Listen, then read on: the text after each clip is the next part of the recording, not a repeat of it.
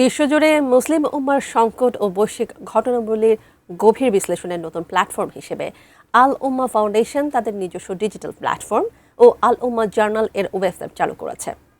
সকালে রাজধানীর একটি হোটেলে তথ্যমন্ত্রী জহিরুদ্দিন স্বপন এই আনুষ্ঠানিকভাবে জার্নাল ও ওয়েবসাইট উদ্বোধন করেন।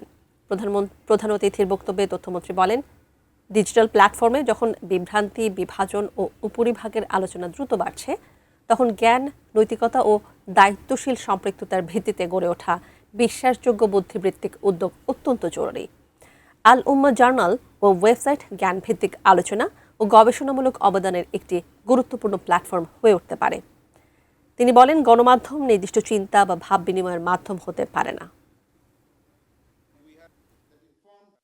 কোনোভাবেই একটি নির্দিষ্ট চিন্তা অথবা একটি নির্দিষ্ট দর্শনের একক আধিপত্য কোনো সমাধান হতে পারে না।